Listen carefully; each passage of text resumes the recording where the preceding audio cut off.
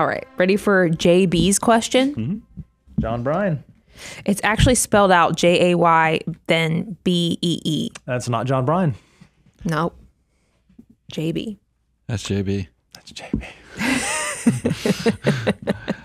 He says, I'm house hacking, but I'm moving soon with a plan for a full rental on this property.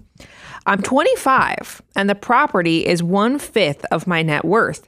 Am I violating the financial order of operations? Following all other steps. So I am following all other steps with a separate emergency fund. I'm assuming that's for the real estate. What do you think? Well, one, kudos to you for being 25. For those of you that are not familiar with the nomenclature, house hacking means that JB bought a house, but instead of just being in that house by himself, he had either had roommates or it was a duplex and he was able to rent a room or rent a part of it, which is amazing. It's an incredible way to efficiently and effectively get on the side of home ownership while kind of, quote unquote, hacking the system, which I love that. And so now... Well, the hack is you get lower interest rates.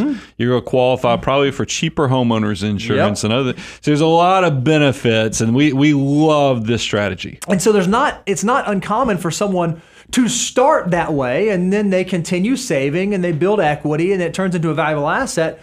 Well, then it comes time for them to move. And it sounds like that's where JB is. And so JB says, well, I'm going to move, but I've got this house and it's wonderful and I've already got at least a tenant in there, or maybe I already have someone who's willing to pay the full note. Am I out of whack if all of a sudden this turns into a rental property? I don't think it is. Even though we know that rentals are something that happen when you get further along in the finance. Brian, will you hold the thing up? Even though rental property and real estate happens when you get further along, when you get into like step 7, step 8 of the financial order of operations, if it's something that happened naturally because it was your primary residence and it doesn't become and then it's not your primary residence, and even keeping the rental, you're still saving 25% for the future and you're still following the FOO and you're doing your other stuff, I don't think that that's super out of whack. And I think what you've done is you've likely given yourself a really healthy head start on your wealth building journey. Agree, disagree, want to fight? No, I think this is good. And I want to give JB a credit for being on the right side of Johnny Gloff too, is because I see so much social media content where people say, go apply for a loan as a primary residence because it's lower interest rates and lower costs, and then you don't move into it. You just immediately turn it into rental property. That's fraud. That's fraud. So JB did it right. He actually house hacked this, and now he's potentially turning this into a full-time rental. You do have a few things you need to measure twice on, though, JB. Here's the first thing. When it's your primary residence and you lived there 2 out of the last 5 years, for single individuals, it's a $250,000 tax-free gain. For married couples, it's $500,000. So I always tell people, immediately make sure you do a measure twice, cut once on, do you just want to take the money and run?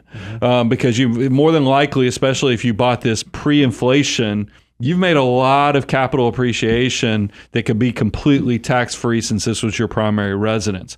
If you look at that and you go, it's just not that big of an impact, I still think like the idea of turning this into a rental, then now we need to look at the cash flow impact and your emergency reserves.